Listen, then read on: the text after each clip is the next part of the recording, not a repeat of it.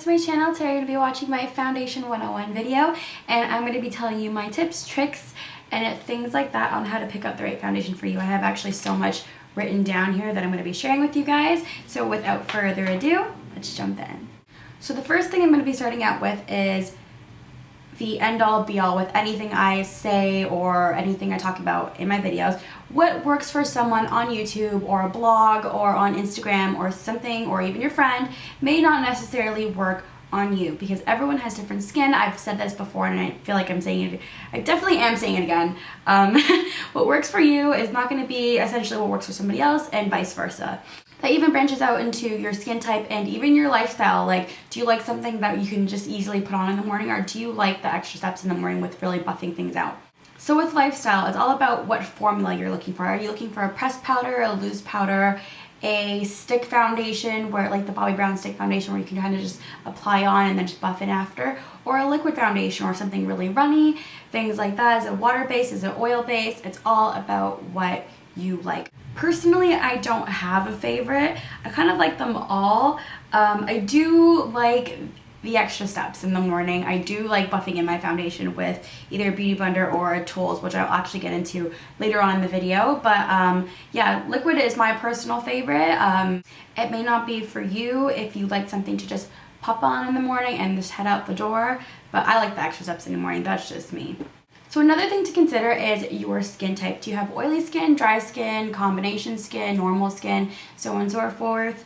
The reason being is because some foundations are great for oily skin as opposed to some other foundations being good for dry skin. Some of them are more hydrating, some of them are better with oil control, and some of them are neither or. So it all depends on knowing your skin type and buying what's good for you and your skin type. So figuring out the type of coverage that you want is also really important too, because it all determines on how it's going to look on your face. Is it going to completely cover everything, or is it going to have little freckles peeking through and still looking natural? Now, if you're starting out, what I would suggest is trying a medium foundation or medium coverage foundation. The reason being is because you can actually mix it in with some of your moisturizer to sheer it out if you want something sheer and you feel like it's way too much. Or if you're going out for an event and you feel like, you know what, I want that full coverage foundation, I want to look like I'm walking the red carpet tonight, you can definitely build it up to a full coverage foundation. I would definitely recommend a medium coverage if you're first starting out. But yeah, just knowing which coverage you want, if it's going to be something that looks more natural and you kind of want that more effortless look versus something like what I'm wearing today. Also, in regards to coverage, if you're using a full coverage foundation to cover any redness or any dark spots, make sure you're using a color corrector. The reason being is because you're probably going to find yourself piling on that full coverage foundation and it's just not working for you, and you're like, what the heck? Why am I buying another foundation? Why is this empty again? Why do I have to buy another one? Why am I using so much?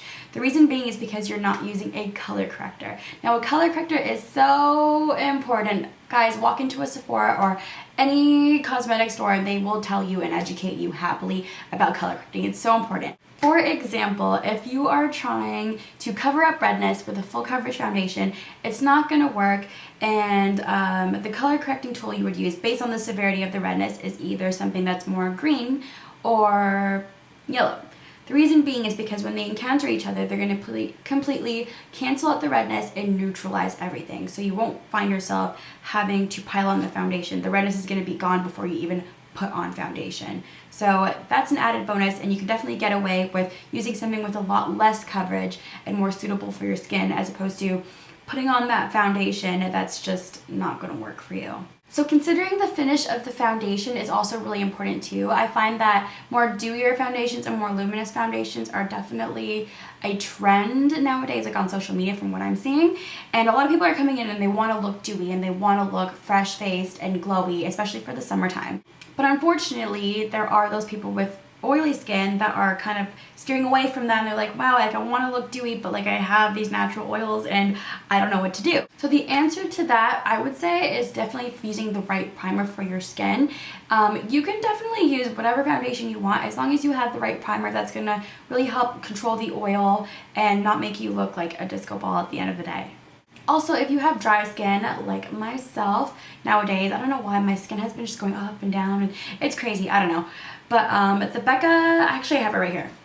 It is right here. It is the Becca Backlight Primer. I really do like this one because it gives you a more luminous look before you even put on the foundation. It's kind of like bringing light through within the foundation. It's coming from your skin as opposed to on top just looking like you put like a luminizer on top. No, it just definitely makes you look like you have light coming from within as opposed to just staying at the surface. And of course, picking out the right color is a crucial element to picking out your foundation. I know I have learned it the hard way of wearing the wrong foundation color for like a million years of my life, and I feel like I'm slowly getting into the right color. The only thing is this one's a little too dark for me. Rule of thumb, if it looks a little bit orange, it's probably too dark. If it looks ashy in any way, it'll be too light for you. You want something that's really going to blend into your neck. You want to blend down right to your neck. The reason being is because if you're matching it to your face, it's not going to look in unison with your neck and the rest of your body. So if you match it to your neck, it's going to look completely unison. So yeah, you'd want everything to look completely unison. This one is a little bit too dark for me. The reason being is because I am the biggest fan of the NARS All Day Luminous. It's one of my favorite foundations. I really do like it, but I fall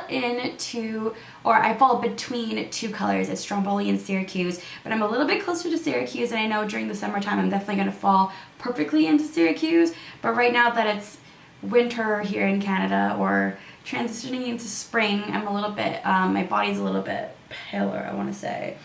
Not even that pale compared to, I know, probably some of you guys are like, stop it, you're not even pale, I know, but like, it just doesn't match the way I want it to. But either way, I wore it as an example, so you can definitely see that it is a bit more orange than my neck, but it's okay, that's fine.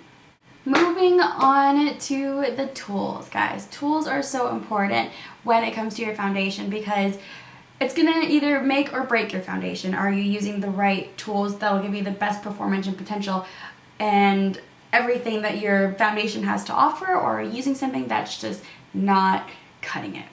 I particularly like using brushes with my foundation. I feel like they just give the highest performance of application when applying foundation. I will show you which ones I use.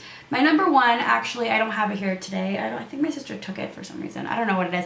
It's the Sephora Collection 56 brush. It is my tried and true. I love it so much. Two other ones that I really do like is the Flat Angled F84 Kabuki brush by Sigma and this Real Techniques brush. I wish they had like names on it. I don't know.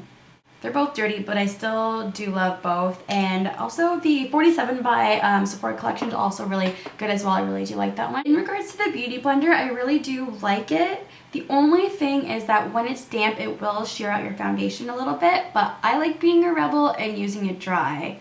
I know you're not supposed to, but I totally do it anyway. I would show you my Beauty Blender right now, but it just doesn't look like it's having the greatest time right now because I don't use it the way it's supposed to, and it just looks really weird and gross.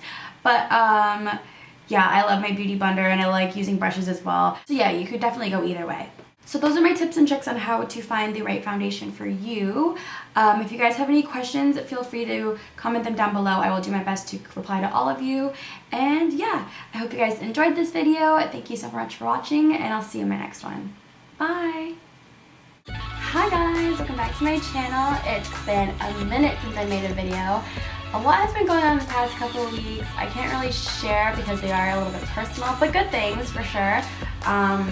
Definitely really